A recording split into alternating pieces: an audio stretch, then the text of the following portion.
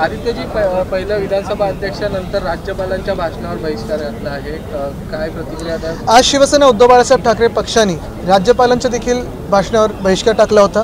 याचं कारण एकच आहे, आपण पाहिलं असेल गेल्या 10-15 दिवसातल्या ज्या घडामोडी आहेत, खरं तर आम्हाला अपेक्षा होती की कुठे ना कुठेतरी राज्यपालांनी देखील चाचपणी करावी की हे जे मॅन्डेट आहे, जे बहुमत मिळालं आहे ते EVMचं आहे की जनतेतून आहे।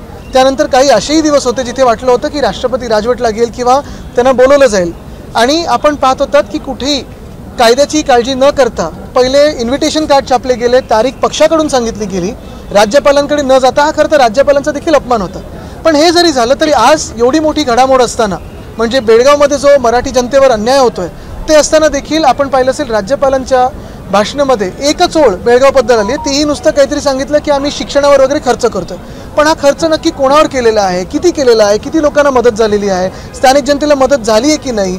जे आधीचे घटनाबाह्य मुख्यमंत्री सांगत होते की आम्ही तिकडे विकास करू, विकास निधी देऊ, शिक्षणासाठी निधी देऊ, नोकऱ्या देऊ, महाराष्ट्रातच देऊ नाही शकलेत, पण तिथे तरी काही दिलं आहे का? ह्याच्यावर कुठेही उत्तर आलेलं नाही आहे। जास्ती करून केंद्राच्याच सगळ्या योजना आपल्याला सांगत आलेल्या आहेत, आणि म्हणून आज प्रश्न हाच पडतो की महाराष्ट्रात एवढे प्रश्न उपस्थित असताना आपण इतर सगळीकडे बोललो आहोत, पण महाराष्ट्राची जनता जे मनात खतखत आहे की हे सरकार नक्की कोणाचं, स्वतःचं आहे, जनतेने निवडलेलं आहे की निवडणूक आयोगाने निवडलेलं आहे, ह्याचं उत्तर अजूनही आम्हाला मिळालेलं नाही। असो, आज मी मुख्यमंत्री महोदय देवेंद्र फडणवीस यांना पत्र लिहिलेलं आहे की आजच्या अधिवेशनात, आणि जर आज नसेल तर नागपूर, पण आमची मागणी तर आजचीच होती की जर त्यांनी ठराव आणला असता आणि तो केंद्राकडे पाठवला असता की बेळगावला केंद्रशासित करा, आम्ही एकमताने त्यांना मंजूर करण्यासाठी मदत केली असती। कारण हा ठराव आज महत्त्वाचा आहे, महाराष्ट्राची जनता पाहत आहे, बेळगावमधली देखील मराठी जनता पाहत आहे। अखेर जर पाहायला गेलं तर तिकडचे स्थानिक जे मराठी लोक आहेत ते तर हिंदूच आहेत ना, मग इथे येऊन जे आम्हाला बटेंगे तो कटेंगे वगैरे सांगतात ते जातात कुठे मग अशा वेळी? तिथे ती जनता देखील मराठी आहे, मराठी म्हणजे हिंदूच आहे, मग त्यांच्यावर एवढा अत्याचार का सहन करतोय आपण? हा देखील प्रश्न आज भाजपने उत्तर देणं गरजेचं आहे। बेळगाव प्रश्नी काही शिवसेनेच्या नेत्यांना, पदाधिकाऱ्यांना देखील नोटिसा दिल्या आहेत, अटक देखील नोटिसा झालेल्या आहेत, अटक झालेल्या आहेत, स्थानिक जनतेवर आता पुढे लाठीचार्ज होऊ शकतो। हे कुठेही न चिघळता मला वाटतं केंद्र शासनाने आता हस्तक्षेप करावा आणि मोदी साहेबांनी तिथे केंद्रशासित राज्य जाहीर करावं। यापूर्वी देखील अशी परिस्थिती होती, त्यावेळी शिवसेनेचे नेते वेषांतर करून बेळगावला पोहोचले होते आणि तिथे जाऊन कार्यक्रम केला होता। तसं आता पुन्हा जर गरज भासल्यास आत्ताच सांगितलं तर आम्हाला सगळे अजून चेक लावतील ना। सत्ताधारी मंत्री असं म्हणतायत की आम्ही तिथे जाणार आहोत महाराष्ट्र। ते मंत्री आहेत का? आता जी मंत्री होती नक्की तुम्हाला खात्री आहे का ते मंत्री होणार? ते उदय सामंत आणि शंभूराज देसाई बघा, जाऊन करणार काय आहेत? सरकार त्यांचं इथे आहे, केंद्रात त्यांचं सरकार आहे की त्यांच्या मित्र पक्षाचं सरकार आहे, त्यांनी इथे आज ठराव मंजूर करायला पाहिजे होता, केंद्रात पाठवलं पाहिजे होता। केंद्रात देखील पार्लमेंटचं सेशन चालूच आहे ना, संसदेचं सेशन चालू आहे, बनवा बेळगावला केंद्रशासित जोपर्यंत निकाल नाही लागत। पण कुठे ना कुठेतरी हे सगळं थांबणं गरजेचं आहे। स्वतः जाऊन नुसतं वातावरण अजून चिघळवण्यात काही अर्थ नाही आहे। तिथे जाऊन तुम्ही नक्की जाऊन करणार काय आहात? खोटी आश्वासनं मागच्याही वर्षी पाहिली, या वर्षी आम्ही पाहतो। कर्नाटकचे भाजपचे प्रदेशाध्यक्ष म्हणतात की बेळगाव हा महाराष्ट्राचा भाग नाही आणि तो जस्टिफाय होऊ शकत नाही। हा महाराष्ट्र द्वेष कशासाठी त्यांच्या मनात, ह्यांनी पहिलं उत्तर द्यावं। आणि त्या जे काही ते म्हणालेत त्यांच्याशी मुख्यमंत्री महोदय सहमत आहेत का, हे मुख्यमंत्री महोदयांनी आज उत्तर द्यावं। त्यांचं तर मला वाटतं प्रेस तर होईलच, त्याच्यात विचारा आपण। लातूरमध्ये 103 शेतकऱ्यांना वक्फ बोर्डाने नोटीस पाठवली। मला वाटतं काल त्यांनी सांगितले की त्यांची नाही आहे ती नोटीस, असं मी काल लोकमतमध्येच वाचलं, मला माहित नाही, पण असेल तर चुकीचं मुख्यमंत्री वातावरण चुकीचं पसरलंय। आता हेच तर सांगतो ना, महाराष्ट्रात तुम्ही वातावरण कोण पसरवतं, हे कुठच्या सोशल मीडियामधून पसरतं, त्याच्यावर कारवाई होणार की नाही हा एक विषय आहे। ठीक आहे, पण लोकसभेत ते घरातून बाहेर का नाही पडले? ईडीची भीतीमुळे, हे माहिती आहे, त्यांनी आम्हाला सांगितलंय त्यावेळी। तर बी टीम आहे भाजपची, आम्ही आधीपासून म्हणतोय, आणि हाऊसमध्ये कसे कोणाच्या इशाऱ्यावर वागतात हे मी जवळून पाहिलेलं आहे। आता जास्ती बोलायला लावू नका। की आम्ही भाजपची बी टीम आहे हे आधी सांगायला पाहिजे होतं। आता मी जगजाहीर केलंय, आधीपासून ते वागतच तसे होते, आता त्यांना न सांगता वागत असतील तर त्यांचं लक्षण येतं। रोहित पवार यावरती म्हणतात की महाशक्तीच्या विरोधात लढायचं असेल तर आपल्याला बिल्कुल, हमने सुबह भी मांग की है, आज भी मांग की है। मैंने खत लिखा है स्वयं मुख्यमंत्री महोदय को कि आज हाउस में वो अगर एक ठराव लाते कि केंद्र शासित किया जाए, प्रस्ताव लाते केंद्र शासित करने के लिए बेळगाव को, तो हम सारे लोग उनके साथ खड़े रहते। और यही प्रस्ताव शायद संसद में भी आना चाहिए, क्योंकि संसद भवन में सेशन तो जारी है।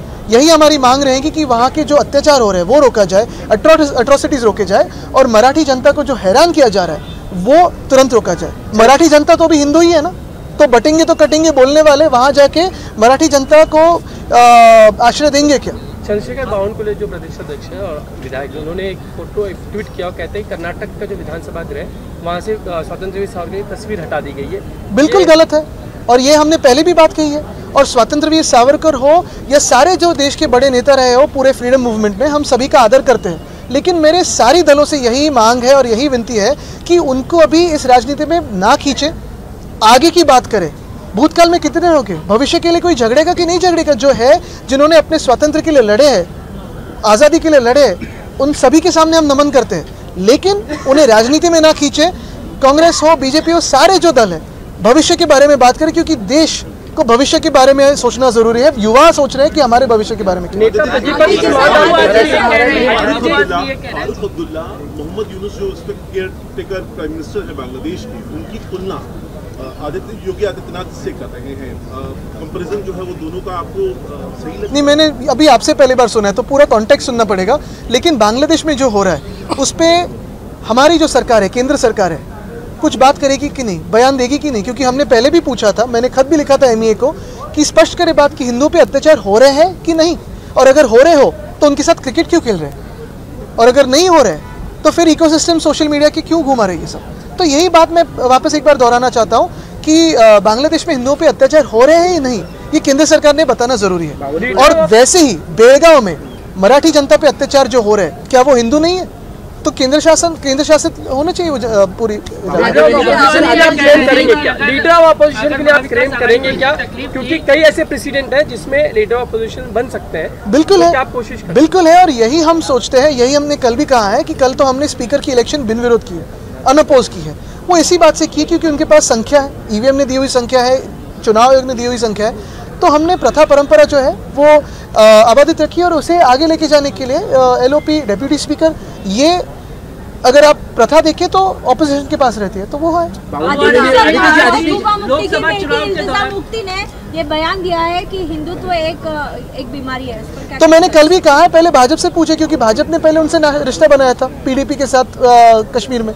अगर हमसे इतनी ही दिक्कत थी तो लोकसभा चुनाव के समय क्यों नहीं अलग हो जाने के लिए कहा? देखिए, लोकसभा चुनाव में वो बाहर ही नहीं आए, वो तो घर में बैठे थे ED के डर से। उन्होंने साफ कह दिया था कि उन पे जो केसेस है यूपी में, डरे हुए थे, तो प्रचार ही नहीं किया, बिना उनके जीते हैं। अगर आपने देखा होगा तो बहुत सारी सीटों पे हमारे उन्होंने बगावत की थी उन्होंने। तो देखिए, मैं यही कहना चाहता हूँ कि अखिलेश जी अच्छी लड़ाई लड़ रहे हैं, यूपी में लड़ रहे हैं, लेकिन यहाँ की जो यूनिट है उनकी, वो भाजपा की B टीम की तरह बर्ताव कर रही है। स्वतंत्रवीर सावरकरांचा फोटो जो कर्नाटकच्या विधानसभेमध्ये लावण्यात आला होता तो काढण्यात आला, अशा प्रकारचं ट्विट केले, काय तुमचं? मी पहिल्यापासून हेच सांगितलेलं आहे की स्वातंत्र्यवीर सावरकर आमच्यासाठी एक महत्त्वाची व्यक्तीच नाही, तर संपूर्ण महाराष्ट्रामध्ये त्यांचा मान सन्मान देशभरात आणि जगभरात आहे।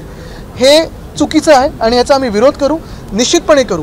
पण ह्याच सोबत मी अजून एक सांगतो, मग स्वातंत्र्यवीर सावरकर असतील, मग नेहरू असतील, सगळेच असतील, ही सगळे जे महान लोक आहेत त्यांनी आपल्या आझादीसाठी, आपल्या स्वातंत्र्यासाठी, आपल्या देशासाठी जे काही बलिदान द्यायचं होतं ते दिलेलं आहे। आता राजकीय पक्षांनी ह्यांना आत्ताच्या राजकारणात न खेचता सगळ्यांसमोर आपण नतमस्तक होतो, सगळ्यांचा आदर करतो, पण आता भविष्याबद्दल आपण बोलायला पाहिजे। आपण सगळे भूतकाळच लढत राहिलो तर आपल्या भविष्यासाठी कोण लढणार? आपल्या नोकऱ्यांसाठी कोण लढणार? आपल्या हक्कांसाठी कोण लढणार? आपल्याकडे जे उद्योगधंदे आपल्या देशात यायला पाहिजे त्याच्यासाठी कोण लढणार? आपल्याला हे सगळे राजकीय पक्ष भूतकाळच लढवतात, इतिहासातच व्यस्त ठेवले। इतिहास आपण कधी घडवणार, आपला तरुण वर्ग कधी घडवणार, आता त्याच्याकडे लक्ष देणं गरजेचं आहे।